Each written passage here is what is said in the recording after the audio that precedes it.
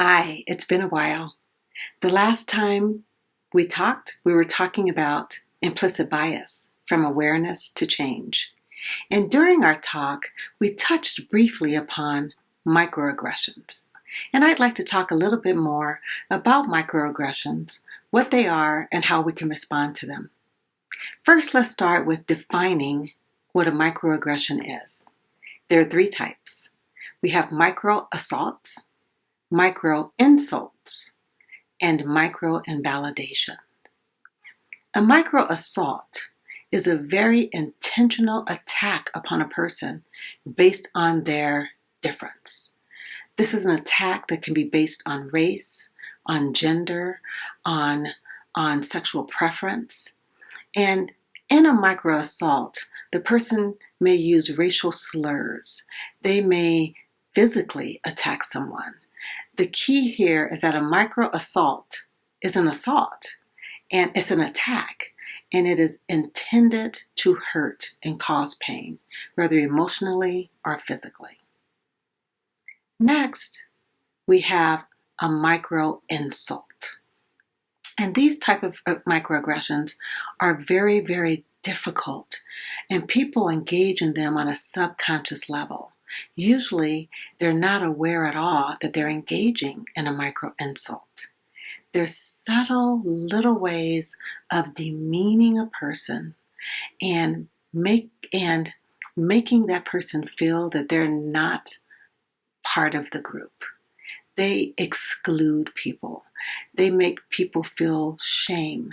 They make people feel like they don't belong. And then you have a micro-invalidation. And a micro-invalidation is to invalidate the experience of a person based on their differentness, based on how they are different. Let me give you an example of each. With the micro assault, that's calling a person a name, using a racial slur. That is what we saw just a few days ago during the World Series when the guy hit the home run against an Asian person and made that very demeaning gesture. If you haven't seen it, you can Google it. I'm sure it's out there. It's calling a person who may be homosexual a derogatory name. That's a micro assault. Now, a micro insult comes in various forms, and one just happened to me just yesterday when I was reading the newspaper after I was involved in a wonderful early childhood summit in another state. And in reading the paper, they called the white woman who was also involved in this conference Dr. So-and-so, but only referred to me as Rosemarie Allen. And believe me, that happens more often than not. It can be racial, or it could actually be sexist. But in this case, I'm assuming it was racial because the other doctor was also female. Another way that we invalidate experiences of people is to shrug things off or try to explain it away.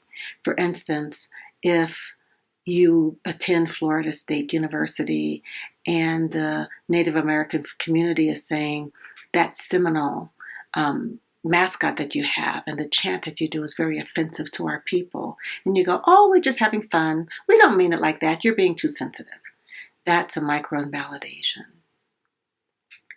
So we said micro-insult is just demeaning a person, a micro-invalidation, invalidating the experience of others. Because we're people, and as I said during our talk, because we breathe biased air, we all have biases. And I believe that microaggressions are the action-based result of implicit bias. And because we're all impacted, we will all engage in microaggressions at one time or another. The first step is to forgive yourself. The second is to work really hard not to reoffend. Let's talk about some things that we can do. A micro assault. The rule of thumb, don't do it. Don't engage in racist, sexist, homophobic, xenophobic type activities. Avoid it. Do not engage. And a lot of those gestures and actions are based on stereotypes. Stay away from it. Another thing, what happens if you witness it? When you witness a micro assault, first you have to make sure that you're safe, that everyone is safe. And if there's any way to stand near or close to the victim, and if it's safe enough for you or a group of you to say, hey, we're not going to let you do that right now, then try to do something to sort of disengage that person from the person who is being microaggressed. Call 911, but do something so that person feels that they're supported. 2, a micro insult. And this one is tough because micro insults are not intentional and they're subconscious, and you may not understand when you've done it. So if someone says, wow, what you just did hurt, ouch, it offended me, what should you do in that situation? And one of the first things that I want you to think about and understand, at that point, it's not about you. Resist the urge to defend. Resist the urge to explain.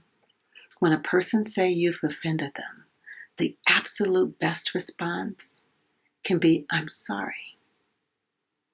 I'm sorry. I'll make sure that doesn't happen again. The other thing is to sit with your own discomfort. So many times when someone is brave enough to tell us that we've hurt them, we did not mean to hurt them. It wasn't intentional. So we want to defend ourselves, and sometimes it hurts us, so we may cry. Just imagine this scenario, that I've been microaggressed. I found the courage to tell you that, and then you become upset, and you begin to defend yourself and cry, then me, as the victim, now must come to your aid to comfort you as the person who microaggressed. Let's try very hard not to put the victim in that position. I can't tell you how many times victims end up comforting the microaggressor. So sit with your discomfort. When it comes to microinvalidations, I'll tell you the same scenario about the doctor, the title. It happened to me just a couple of weeks ago while I was presenting a workshop with another doctor, a male this time. And he said, the person who was introducing said, now I'd like to introduce Dr. So-and-so and Rosemarie Allen. And he did the best thing that anyone could do in that situation. And he said, oh, I'm sorry, this is Dr. Rosemarie. And that was everything to me. Because had I corrected them, then I would have come across as an arrogant, pompous person who demanded to be called doctor. And if he wouldn't have said anything, I would have felt that slight. It would have made me a little bit uncomfortable.